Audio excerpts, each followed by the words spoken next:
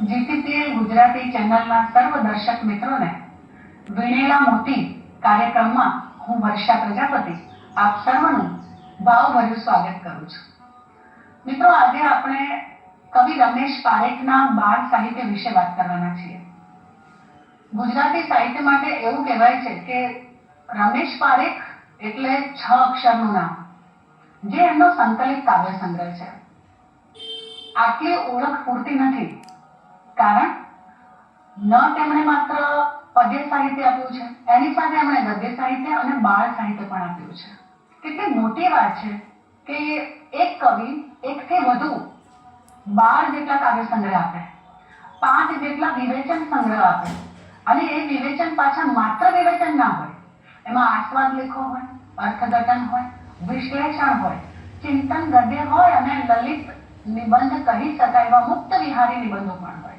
તો આવા રપા એમણે પોતે પોતાની ઓળખ કંઈક આવી રીતે આપી છે કે ચિંદ આખું વિશ્વ તું એને રમેશ, જેને સરનામું રપાનું જોઈએ. તો આખા વિશ્વને જે પોતાનામાં સંકલિત કરીને બેઠા છે એવા કવિ રમેશભાઈ. એમના પદ્ય વિશે તો ખૂબ ગવાયું છે, ખૂબ વાતો થઈ છે, કેટલા બધા વિવેચકોએ એમના પદ્ય સાહિત્યની નોંધ લીધી છે. એ વાત આપણાથી અછતી નથી, પણ જ્યારે બાળ સાહિત્યની વાત કરીએ ત્યારે બહુ મોટા ગજાના એક વિવેચકે કહ્યું કે માત્ર બાળ સાહિત્ય જ જો રમેશ પારેખે લખ્યું હોત ને તો પણ તે મોટા ગજાના સાહિત્યકાર ગણાત. હવે એવું તો એમણે બાળ સાહિત્યમાં શું રચ્યું છે, મારે આજે એના વિશે વાત કરવી છે. એમ તો અમરેલી જિલ્લાના વતની, 27 નવેમ્બર 1940માં નો જન્મ, વણિક પરિવાર, કપોલ વણિક, માતા પિતા નર્મદાબહેન અને મોહનલાલ પારેખ. અને આનાથી વિશેષ વાત તો એક બાળકનો જે વિકાસ થવો જોઈએ એવી રીતે રમેશ પારેખનો વિકાસ થયો છે. વાંચનનો શોખ, ચિત્રકામનો શોખ, સંગીતનો શોખ. એટલું જ નહીં, જ્યારે તે બાળ વયમાં હતા ત્યારે એમણે ચાંદની નામના મેગેઝિનમાં પ્રેતની દુનિયા નામની વાર્તા લખી હતી, પણ તેમના શિક્ષક તેમની આ જે વાર્તા કલા છે એને એટલી પ્રોત્સાહિત ન કરી શક્યા. પણ હા, હંમેશા સારા શિક્ષકોનો એક સિંહ ફાળો હોય છે વિદ્યાર્થીના જીવનમાં. એમના એક કુંતે સાહેબ હતા જે સંગીતના હતા. હવે રમેશ પારેખને ચિત્રકામની સાથે સંગીતમાં ખૂબ શોખ હતો, તો કુંતે સાહેબે એમને કવિતાને કઈ રીતે ગવાય એ વિશેની સમજૂતી આપી અને એને કારણે તેઓ કવિતા તરફ પણ વળ્યા. એમના મિત્ર અનિલ જોશીની વાત કરીએ તો એમણે પણ જ્યારે રમેશ પારેખ વાર્તાઓ લખતા હતા ત્યારે પણ એમણે એમને કવિતા તરફ દોર્યા, એમના ગીતો જોયું. એટલેથી અટકતું નથી કહી, ઉમાશંકર જોશી હોય, પન્નાલાલ પટેલ હોય, ગુલાબદાસ બ્રોકર હોય, લાભશંકર ઠાકર હોય, આ બધા કવિઓનો પ્રભાવ એમના માટેની એક જિજ્ઞાસા વૃત્તિ પણ રપામાં હતી. અને પોતાના સમકાલીન મિત્રો તો ખરા જ પાછા. તો મિત્રોનું હંમેશા જે યોગદાન હોય એવું રમેશ પારેખના જીવનમાં બન્યું છે. એમના કેટલા બધા કાવ્યોમાં સોનલનો સંદર્ભ આવે છે, અને એમણે આ એમના જે ગદ્ય સર્જન છે એમાં એક નિબંધમાંથી વાત પણ કરી છે કે સોનલ એટલે ગમતી પરિસ્થિતિ. આપણે બધા તો બહુ ઓછું વિચારીને સમજી લઈએ છીએ કે કોઈ સ્ત્રી હશે, પણ એવી વાત નથી. આપણા બધા પાસે એક આ તત્વ છે, ગમતી પરિસ્થિતિ. તો આવા રમેશ પારેખના બાળ સાહિત્ય તરફ આપણે જઈએ. સૌપ્રથમ તો બાળ સાહિત્ય લખવા માટે એક સજ્જતા જોઈએ બાળ સાહિત્યકાર પાસે, કે બાળકના મનને જે વાંચી શકે, એના મનોભાવોને આત્મસાત કરી શકે, ઝીલી શકે. કારણ કે બાળકને હંમેશા એવા જ પ્રકારનો મનોભાવ જગત પ્રિય હોય છે કે જેમાં એનો આશ્ચર્યલોક હોય, કલ્પનાઓ હોય. અને જો આવા થ્રિલની અનુભૂતિ સાહિત્યકાર પોતાના સાહિત્ય જગતમાં આપી શકે, બાળ સાહિત્ય જગતમાં આપી શકે તો કેટલી મોટી વાત છે. બાળ સાહિત્યની જ્યારે વાત કરીએ છીએ તો રમેશ પારેખ બાળ કાવ્યોમાં ચી, ચપટી વગાડતા આવડી ગઈ અને હાઉક એવા તેમના સંગ્રહો છે. આ ઉપરાંત દરિયો ઝુલ્લમ ઝુલ્લા, હસીએ ખુલ્લમ ખુલ્લા, એ સચિત્ર કાવ્ય સંગ્રહ છે. તમે બધા પણ આ વાતથી વિદિત હશો, જાણતા હશો કે બા મને ચપટી વગાડતા આવડી ગઈ. આ રચના જ્યારે હું પણ નાની હતી, 1 થી 4 ધોરણમાં આ કવિતા અમારે આવતી હતી. આજે હવે કવિતા અભ્યાસક્રમમાં છે કે એક પ્રશ્નની વાત છે, પણ જો છે અને આજના બાળકને પણ જો આ કાવ્યની સમજ છે અથવા એના પાસે એના શબ્દો પહોંચ્યા છે તો હું માનું છું કે રમેશ પારેખ આજે પણ એટલા જ પ્રસ્તુત છે. તો ચી, ચપટી વગાડતા આવડી ગઈ, હસીએ ખુલ્લમ ખુલ્લા, દરિયો ઝુલ્લમ ઝુલ્લા, હાઉક આ કાવ્ય સંગ્રહની સાથે એમણે બાળ વાર્તાઓ પણ આપી છે. જેમ કે દેતાલી, કૂવામાં પાણીનું ઝાડ, હફરક લફરક, જંતર મંતર છું, જાદુઈ દીવો અને અજબ ગજબ ખજાનો. હવે જે અજબ ગજબ ખજાનો છે એ બાળ નવલકથા કહેવાય છે અને જાદુઈ દીવો છે એ આપણે જીનની જે વાર્તાઓ હોય છે, આપણે નાનપણમાં આપણે સાંભળી છે તિલસ્મીની કહાનીઓ, એ પ્રકારની ચમત્કૃતિ સભર એવી સળંગ વાર્તા કહેવામાં આવે છે. આ જે જાદુઈ દીવો અને અજબ ગજબ ખજાનો છે એને બાળ કિશોર કથામાં તેનો સમાવેશ કરેલો છે અને એકથી ને 4 ધોરણમાં જે બાળકો ભણતા હોય એમને પ્રિય થાય એવી ઘણી બધી રચનાઓ બાળ કાવ્યોમાં છે. એવી રીતે બાળ વાર્તાઓ પણ છે. એમાં હફરક લફરક તો બહુ જ સુંદર મજાનો સંગ્રહ છે. આજના પણ બાળકોને જો આ વાર્તાઓ સંભળાવવામાં આવે, યુટ્યુબના માધ્યમથી એનો ઓડિયો વિડીયો બનાવવામાં આવે તો મને લાગે છે કે બાળકને ખૂબ રસ પડશે. તો બાળ સાહિત્યકાર તરીકે એ આટલા પ્રતિષ્ઠિત રમેશ પારેખ છે. મેં તમને અગાઉ કહ્યું ને કે બાળ માનસ ભોગ્ય એવા પ્રકારનું કથાવસ્તુ વાર્તાઓમાં અને કવિતામાં હોવું જોઈએ. એમનું એક સરસ મજાનું કાવ્ય છે, પણ એ પહેલા હું તમને કહેવા માંગીશ કે ગુજરાત સાહિત્ય અકાદમીએ હમણાં 3 સંગ્રહ રમેશ પારેખના પ્રકાશિત કર્યા છે. મારી પાસે અહીંયા ઉપલબ્ધ છે રમેશ પારેખના બાળ કાવ્યો, રમેશ પારેખની બાળ વાર્તાઓ અને રમેશ પારેખનું જે કિશોર સાહિત્ય છે એવા 2 સંગ્રહ, જેમાં જાદુઈ દીવો અને અજબ ગજબ ખજાનો એનો સમાવેશ કરવામાં આવ્યો છે. થોડીક વાત બાળ કાવ્યોને હું કરીશ. નાના બાળકોનું મન કેવું હોય છે, માત્ર આનંદ નહીં પણ એને કંઈક ને કંઈક જાણવાની અપેક્ષા છે, ઈચ્છા શક્તિ છે. એવું એક કાવ્ય છે 7 વાર અને શરદી. હવે 7 વાર અને શરદી એટલે જ્ઞાન સાથે ગમ્મતની વાત. શિક્ષણ જગત પણ એની સાથે આવી ગયું, બરાબર છે. કેવું કાવ્ય છે જુઓ. સોમવારે આઈસ્ક્રીમ ખાધો, મજા પડેલી વાત છે. સોમવારે આઈસ્ક્રીમ ખાધો, મંગળવારે શરદીજી, બુધવારે ડોક્ટર આવ્યા નીરજભાઈ દર્દીજી, ગુરુવારે ટીકડી ખાધી, શુક્રવારે ઇન્જેક્શનજી, શનિવારે સાજા થયા તો રવિવારે લેસનજી. 7 વાર અને 7 બોધ ઓટોમેટિકલી આવી જાય છે કે જો બાળકોને આપણે એમ કહીએ ને સીધી રીતે કે ભાઈ આઈસ્ક્રીમ ના ખાવું જોઈએ તો એ ના માને, પણ કવિતાના માધ્યમથી જો એને શિક્ષણ આપવામાં આવે તો બાળક હંમેશા પ્રસન્ન રહે છે. બરાબર કે એને જ્ઞાન સાથે ગમ્મત કઈ રીતે મળે એ આ કાવ્યમાં તમને જોવા મળે છે. એક એવું બીજું કાવ્ય છે બાળપણાનું રૂસાણું. બહુ સરસ કાવ્ય છે. હંમેશા બાળકો જીદ બહુ કરતા હોય છે, પણ કવિ હોય ને એ બાળકના મનમાં સાયકોલોજીકલ એપ્રોચથી કે પછી મનોવિજ્ઞાન અભિગમથી પણ એનામાં ડૂક્યું કરતો હોય અને એ રીતે એની ભાષાને પકડે છે, એના મનોજગતને પકડવાનો પ્રયત્ન કરે છે. એવું સરસ મજાનું આ કાવ્ય છે બાળપણાનું રૂસાણું. જ્યાં નથી પહેરવા કપડા, મારે નથી પહેરવા. બાળકોનો ટોન આ છે. આ ટોનને જુઓ, સમજો કે કેવી રીતે જીવ્યો છે કવિએ. જ્યાં નથી પહેરવા કપડા, મારે નથી પહેરવા, લે ખમીસ લે ચડ્ડી. કપડા નથી પહેરવા. હંમેશા બાળકો આવું ઠણકું કરતા હોય છે કે મારે નથી પહેરવા કપડા, મારે આમ નથી જવું, મારે લેસન નથી કરવું વગેરે. પણ જે ટોન છે જે એના જીવનમાં વણાયેલો છે, બાળપણથી વણાયેલો છે, એને આપણને દેખાય છે. અને પછી કેવો તર્ક કેવો કરે છે બાળક કે પવન અને તડકોએ કપડા ક્યાં પહેરે છે. પવન પ્રકૃતિ સાથેનો સીધો સંબંધ હંમેશા બાળકોને રહ્યો છે અને એ જ વાત કવિ આ રીતે ઝીલે છે કે પવન અને તડકોએ કપડા ક્યાં પહેરે છે ને ક્યાં પહેરે છે ખમીસ ચડ્ડી નાગુ પૂગું ઝરણું. બાળકની પાસે પેલી શિસ્ત નથી એવી કે એને શું બોલવું શું ના બોલવું, પણ એની પાસે જે મૌલિક ભાષા છે એની જે સમજાવી શકે છે અથવા સમજી શકે છે, અહીં એ ભાષા પ્રયોગ આપણને રપાના આ કાવ્યોમાં જોવા મળે છે. જોને ઝાડ છાંયડી રોજ મળીને ચોર સિપાહી રમતા, ભણવા કોણ જાય છે. સૌથી વધારે જો બાળકો માટે એમ કહેવાય ને બોરિંગ કઈ હોય તો એ છે ભણતા. તો એની પણ એ દલીલ કરે છે કે ભણવા કોણ જાય છે. ખિસકોલી ને મોર ચોપડી ક્યાં વાંચે છે, ફળિયાનો ઊંઘણશી લીમડો સાવ ઠોઠ છે, તો એ કેટલો વાલુડો છે. તો આવી પ્રેમની ભાષા આ બાળપણાનું રૂસણું એ કાવ્યમાં તમે જોઈ શકો છો. પછી બાળકો હંમેશા અનુકરણ બહુ કરે છે મોટાઓનું.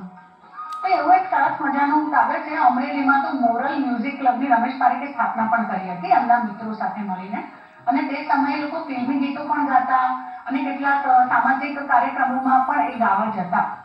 પણ કહેવાય ને ગણિતમાં થોડા ઓછા સારા પણ ચિત્રકામ એટલે કલાના માણસ હતા.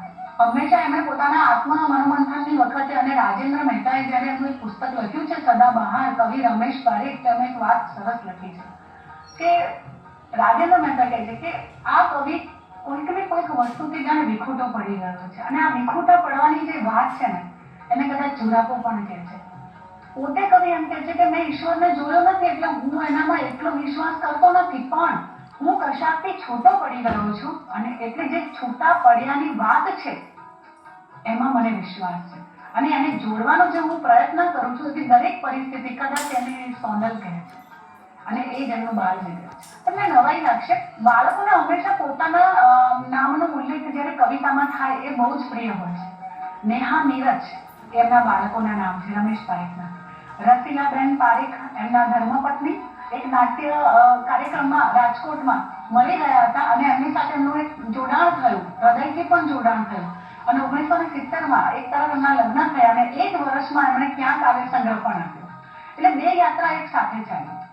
એનાથી આગળ જઈએ ને ત્યારે નેહા નીરજનો જ્યારે જન્મ થાય છે અને હું માનું છું કે જ્યારે રમેશ પારેખે બાળ સાહિત્ય રચ્યું છે એ 35 વર્ષ પછીનો જે તબક્કો છે એ છે, કારણ કે ત્યારે એમની પાસે એમના બાળકો હતા. તો હફરક લફરકની આપણે હવે વાત કરીએ, બાળ સાહિત્યની વાત કરીએ, જેમ કે મેં બાળ કવિતાની વાત કરી. હા, એમાં એક મારે થોડોક સંદર્ભ લેવો છે કે બાળકો અનુકરણ કરતા હોય છે, વાત હું તમારી સામે કરતી હતી. દોરાની હું દાઢી ચોડું રૂની મૂછ બનાવું. હવે આ બહુ જ આનું સ્વરાંકન થયેલું છે. દોરાની હું દાઢી ચોડું રૂની મૂછ બનાવું, તપેલીની ટોપી પહેરી દર્શન કરવા જાઉં, મોટો મોટો થાવ દાદા બની જાઉં. બાળકના જીવનમાં એના દાદા, એના દાદી, એના માતા પિતા આ બધા જ એના આઈડિયલ છે, એના આદર્શ પાત્રો છે અને એનું જ આધાર છે. એમ તો એમણે કેરી વિશેનું, તરબૂચ વિશેનું, આવા ફળ, પક્ષી, પ્રાણી એવા જગતને લઈને પણ કેટલાય બાળ કાવ્યો લખ્યા છે. તો હવે હું બાળ કાવ્યોની સાથે તમને બાળ વાર્તાનો પણ થોડોક સંદર્ભ જણાવીશ. આમ તો રમેશ પારેખની બાળ વાર્તાઓ સળંગ જો તમારે વાંચવી હોય તો હફરક લફરક જે કૃતિ છે એ જ પૂરતું છે. પણ જો તમે આ પુસ્તક વાંચો અકાદમીનું, જેના સંપાદક છે પ્રણવ પંડ્યા, એ પણ અમરેલીના છે, આ વાર્તાઓમાં 25 વાર્તાઓનો સમાવેશ કરવામાં આવ્યો છે. હફરક લફરક જે વાર્તા સંગ્રહ છે બાળ સાહિત્યનો, એમાં 16 વાર્તાઓ છે અને એમાં જુદા જુદા પ્રકારની શીખ ઉપદેશ પણ આપવામાં આવ્યા છે. કેવી કેવી વાર્તાઓ છે, મને એમાંથી જે પસંદ આવી છે ને એ વાર્તાઓની મારે તમને વાત કરવી છે. એમ તો કે દકીબેનનું દસિયું, જુઈ, પરી અને મમ્મી. મારે તમને બાળકાવ્યમાં પેલી વાત પણ કહેવાની રહી ગઈ કે બાળક માટે પરી જે સર્વે સર્વા નથી, પણ મમ્મી જેની પરી છે એ તો હંમેશા પરીમાં પણ પોતાની માતાને જોવે છે અને આ જ વાત એમની બાળ વાર્તાઓમાં પણ આપણને જોવા મળે છે. તો જે હફરક લફરકની વાર્તાઓ છે એમાં 1986માં આ સંગ્રહ પ્રકાશિત થયો છે, ગોર અને ચોર. હવે બાળ વાર્તાઓની એક મુખ્ય વિશેષતા હું તમને કહું, એ માત્ર ને માત્ર ગદ્યમાં નથી કે પાઠ ચાલતો હોય એવી રીતે નહીં, પણ એની સાથે સાથે વચ્ચે વચ્ચે નાના નાના કાવ્યો પણ આવતા છે. બરાબર છે, એવી ઘણી બધી વાર્તાઓ છે. ઊંટભાઈનો ટેકો હોય, જેમ કે નદી લેવા જાઉં છું, એક વાર્તા છે તો એમ છે કે હું છું રાજાનો સિપાઈ, કરું બિલ્લીની પીટાઈ, કરું બિલ્લીની પીટાઈ, હું છું રાજાનો સિપાઈ. બાળકોને ગમતી જે શૈલી છે, જે લય છે, એને બરાબર રમેશ પારેખ જાણે છે, પકડી શકે છે અને એ જ લયમાં, એ જ બાળ ભાષામાં આવી બધી કેટલીય પંક્તિઓ આ વાર્તાઓમાં આવે છે. ઊંટભાઈનો ટેકો એક સરસ મજાની વાર્તા છે. હંમેશા આપણને એક વાત, મોટાઓની પણ વાત કરી લઈએ, બાળકોની વાત તો પછી આવે, કે આપણી પાસે જે હોય છે ને એનાથી આપણને સંતોષ નથી હોતો. આ વાતને સમજાવવા માટે ઊંટભાઈનો ટેકો જે વાર્તા છે એમાં સંદર્ભ છે. બરાબર, એમાં એને એનો પોતાનો ટેકો ગમતો નથી એટલે એ જાય છે કે હું તો જંગલમાં જઈને ફેંકી દઉં. પછી તો ગલગો શિયાળ મળે છે કે મારી પૂંછડી મારે નથી જોઈતી. પછી તો સિંહભાઈ કે છે મને મારી કેશવાળી નથી જોઈતી. આમ કરતા કરતા બધા મિત્રો જંગલમાં જાય છે અને જંગલ દાદાને મળે છે. જંગલ દાદા કહે છે તમે પેલા ખાઓ પીઓ, પછી હું તમારી બધું જે કઈ પ્રશ્ન છે એનો ઉકેલ કરું. અને ત્યાં એક ખાડો હોય છે, એમાંથી પરી નીકળે છે બહાર અને એ કહે છે હું તમારું બધું જ ગોઠવી આપું. ખરેખર એવું થાય છે કે ઊંટનો જે ટેકો છે એ સિંહને આપે છે, સિંહની કેશવાળી છે ગલબા શિયાળને આપે છે. તમે વિચારો કે આપણી પાસે ઈશ્વરે જે કંઈ આપણને આપ્યું હોય એનાથી વિપરીત જો આપણે માંગ કરીએ તો આપણી સાથે શું થાય? બસ આ જ વાત આ વાર્તામાં છે. છેવટે પરીને આજીજી કરીને બધા પોતપોતાની વસ્તુઓ પાછી દે છે. તો આવા કહેવાય ને સીધા સચ ઉપદેશ બોધ એ આવા પ્રકારની વાર્તામાં મળે છે. તો ઊંટભાઈનો ડેકો પછી ખોટે ખોટું વાર્તા છે તો ખોટું ન બોલવા વિશેની વાત છે. લકીબેનનું દસિયું એમાં નીરજભાઈ એમાં સીધો પ્રવેશ કરે છે. એમનો જે દીકરો છે રપાનો એ અને કાદવમાંથી કેવી રીતે લકીબેનનું દસિયું કાઢી આપે છે અને દસિયાની પછી કેવી રીતે ઉજાણી કરવામાં આવે છે એ વાત છે. જુઈ, પરી અને મમ્મી અચાનક જ પેલું આપણે પાણીના બુલબુલા બને ને એમાંથી ફૂટે છે અને એમાંથી પરી નીકળે છે. આ એકદમ રોમાંચિત કરેલી વાત છે. પરી પછી એને પોતાના લોકમાં લઈ જાય પણ રાત પડતા જ બાળકને પોતાની માં સાંભળે એટલે એને બહુ બધું જમણવાર આપવા છતાં બાળક એમ કે છે ના, મને તો કે મારી મમ્મી પાસે જવું છે. તો વાર્તાનો હાર એ છે કે બાળકને ગમે તેટલી તમે ભૌતિક સુખ સગવડો આપો પણ જો માતા જેવો પ્રેમ એને ના મળે તો પછી કોઈ અર્થ નથી. અને છેવટે જમ્યા વગર જુઈ પરી જે છે એ એને પોતાની મા પાસે લઈ જાય છે અને એમ કહે છે કે મારી માને પણ પાંખો આપી દો ને, આજથી મારી મમ્મી જ મારી પરી છે. તો આ એક સીધો ઉપદેશ કે દરેક બાળક માટે માં એની પરી છે. ચૂચો મ્યાઉ મ્યાઉ હાવ હાવ એ વાર્તા પણ બહુ સુંદર છે. એમાં તમને આશ્ચર્ય લાગશે કે રમેશ પારીખની બાળ વાર્તાનું જે મેઇન પાત્ર કેરેક્ટર છે ને એ છે ઉગાજી ઉંદરડો. જીવાજી એમના પિતા છે. જીવાજી ઉંદરડા અને ઉગાજી ઉંદરડાની એક સરસ ટ્યુન છે એમાં. અને એની સાથે સાથે ઉગાજી ઉંદરડો તો બહુ પરાક્રમી છે. રાજાના ભલભલા પેલા જે પ્રશ્ન હોય ને એને સોલ્વ કરી નાખે. મને અહીંયા છોટા ભીમ માં જે આપણે બધા બાળકો જોઈએ તે સ્ટોરી પણ યાદ આવે છે કે પેલા રાજાને કેવા જયારે પણ સમસ્યા થાય છોટા ભીમ એની બધી જે સમસ્યાઓ છે એનું સમાધાન કરી નાખે. અહીંયા ઉગાજી ઉંદરડો પણ એવું જ એક પાત્ર છે. ભૂરિયો કૂતરો છે, એના મિત્ર છે. બિલાડી તો બહુ જબરી છે. આવી ઘણી બધી વાર્તાઓમાં આવે છે. બિલાડીનું પાત્ર નેગેટિવલી જ બતાવ્યું છે, નકારાત્મકતાનું પ્રતીક છે. જ્યારે કૂતરો તો આપણે જાણીએ છીએ કે કૂતરો તો હંમેશા એ વફાદાર પ્રાણી છે અને અહીંયા પણ એનો સંદર્ભ જાણે આપણને મળતો હોય એવું લાગે છે. તો જ્યારે ભૂરિયા કૂતરાની નોકરી છૂટી જાય છે તો આ જ ઉગાજી ઉંદરડો એને નોકરીમાંથી કેવી રીતે બચાવે છે. રાણીનો ખોવાયેલો હાર એને પેલા માખણના ટપામાંથી બહાર કઢાવડાવવામાં પેલી બે બિલાડીઓની પણ સહાય લે છે અને માખણ ખવડાવી દે છે. પછી એને એમ કહેવાય ને કે રાજાના સિપાહીઓ સાથે પકડાવી દે છે. અને આવી તો કેટલીક વાત જેમ કહીએ ને કે આનંદ અને એની સાથે સાથે શિક્ષણ આપનારી વાત છે. આ ઉગાજી ઉંદરડો એક એવું પાત્ર છે કે જે બતાવે છે શૌર્ય, એ બતાવે છે પરાક્રમ. બરાબર, એ જ વાર્તાનો દોર આગળ પણ ચાલે છે. નદી લેવા જાઉં છું એમાં રાણીને તો નદી જોઈએ છે, નાવા જાય છે તો નદી સુકાઈ ગઈ છે. અને કેવી રીતે ઉગાજી ઉંદરડો નદી લઈ આવે છે જંગલ દાદા પાસેથી એ એની વાર્તાનો હાર છે. બીજી એક વાર્તા છે રાણીનો હાર ચોરા, જે મેં હમણાં એનો ઉલ્લેખ કર્યો કે પેલા માખણના મોટા ટપામાંથી રાણીનો હાર એમાં જ પડ્યો હશે એવી ધારણા કરીને આ ઉગાજી ઉંદરડો છે એ બે બિલાડી જે જાત્રાએ જવા નીકળે છે એને એમ કહે છે ચલો હું તમને મેજબાની કરાવું અને એમ કરીને માખણ ખવડાવી દે છે અને પેલો સોનાનો હાર જે રાણીનો ખોવાયો છે બહાર કાઢે છે. આટલી જ વાત નથી, આ ઉગાજી ઉંદરડાને 100 સોના મહોર પણ આપવાના છે રાજાને, છતાં પણ એ પોતાની પાસે નથી રાખતા પણ આખા જંગલમાં અને પોતાના જે મિત્રો છે એની સાથે ગલબા શિયાળ છે કે ભૂરિયો કૂતરો છે બધા સાથે એની મેજબાની કરે છે, લાડુની મેજબાની કરે છે. તો આ તો મેં તમને ઉદાહરણ આપ્યા કે આવી ઘણી બધી વાર્તાઓ છે જેમાં જીવન મૂલ્યોની વાત આવે છે. બીજી કેટલીક વાર્તાઓ જે બેતાલીમાં પણ છે. ડાઘિયાની પૂંછડી વાંકી, ઝબક ઝબક સફરજન, સાયકલ માંદી પડી ગઈ, બરાબર, થેપલા હતા 15, કોનું કોનું જાંબુ, રોજ રોજ મજા, સુંદર સુંદર સજા. તો તમે વાર્તાના જ્યારે શીર્ષકો તરફ જાઓ ત્યારે પણ તમને ખ્યાલ આવશે કે બાળકોને ગમે એનું કોઈ પણ કૃતિ હોય એનું મુખ્ય આકર્ષણ જ એની વાત એનું જે શીર્ષક છે એ છે. અને એવા પ્રકારના શીર્ષકો તેમણે પોતાની વાર્તાઓમાં આપ્યા છે.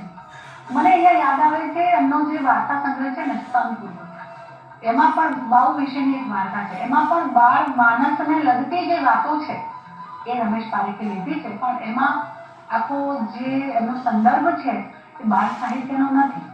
એમાં એનો સંદર્ભ મનોવિજ્ઞાન, પછી જેને એમ કહીએ ને કે સરિયલ, આપણે કવિતામાં એનો શબ્દ પ્રયોગ કરીએ છીએ પરાવાસ્તવ. તો એવી વાત વાર્તાઓમાં પણ કઈ રીતે પ્રગટે છે એ વાર્તાઓમાં આપણને સ્તનપૂર્વકની વાર્તાઓમાંથી એકાદ વાર્તામાં એમાં મળે છે. તો સુંદર સુંદર સજા, કોનું કોનું જાંબુ, કૂવામાં પાણીનું ઝાડ, માણા હળદરનો મઠુરિયો, ગોપુની આંખે પાટો, આવી કઈક વાર્તાઓ આ એમના 3 સંગ્રહમાં આપણને મળે છે. મારી પાસે આ જે સંગ્રહ છે એમાંથી કેટલીક વાર્તાઓ છે. એમાં જે રમેશ પારેખે કાવ્યની એક વિશેષતા, વાર્તાની સાથે વાર્તા ગૂંથણી કરતા બાળકોને રસ પડે માટે આપણે એને સંગીત સાથે જોડીએ છીએ, કવિતા જેવું તત્વ એમાં મૂકીએ છીએ. તમે સૌ જાણો છો કે મોટા કથાકારો પણ જ્યારે કથાઓ કરે છે ને તો માત્ર ને માત્ર એને બસ કથાના દોર પર નથી આગળ ચલાવતા, એમાં સંગીતનું તત્વ મૂકતા હોય છે, ભજન કીર્તન એ બધું મૂકતા હોય છે. તો આ તો બાળકો છે. જો આપણા જેવા મોટાઓને પણ જો અત્યંત એમ કહેવાય ને કે કથા તત્વથી આપણે કંટાળી જતા હોઈએ અને આપણને જો સંગીતની જરૂર પડે આનંદ માટે, તો બાળકોને કેમ નહીં. ઊંટભાઈનો ટેકો એની એક સરસ પંક્તિઓ છે કે હફરક લફરક જાઉં છું, જ્યારે પેલી વસ્તુ માટે જાય છે ને વચ્ચે ગલબો શિયાળ ને બધા પાત્રો મળે છે, ત્યારની વાત છે. હફરક લફરક જાઉં છું, વચ્ચેના રોકાઉં છું, મારી પીઠે ઢેકો છે તેથી હું મૂંઝાઉં છું, જંગલમાં હું જઈશ ઢેકો ફેંકી દઈશ. તો આ ઊંટની વાત થઈ. એ જ રીતે પછી જ્યારે ગલબા શિયાળની પાસે જાય તો ગલબા શિયાળને પણ આ જ વાત રિપીટ કરે. પછી ઊંટભાઈ કહે, આડો રે આડો આવ્યો મોટો ખાડો, ઢેકો રે ભાઈ ઢેકો આ ખાડામાં ફેંકો. એક પ્રકારના જોડકણા આ સાહિત્યમાં આપણને જોવા મળે છે. બિલકુલ બાળકોની જે કવિતા હોય છે, એમની જે વાર્તાઓ હોય છે, એની જે શૈલી છે, એમાં આપણે શબ્દ શક્તિનો એક ઉપયોગ, આપણે જેને શબ્દ શક્તિ કહીએ છીએ, એ વ્યંજના કે લક્ષણા નહીં, માત્ર ને માત્ર અભિનય શક્તિ હોય છે. તો આવું સુંદર મજાનું બાળ સાહિત્ય રમેશ પારેખે આપ્યું છે.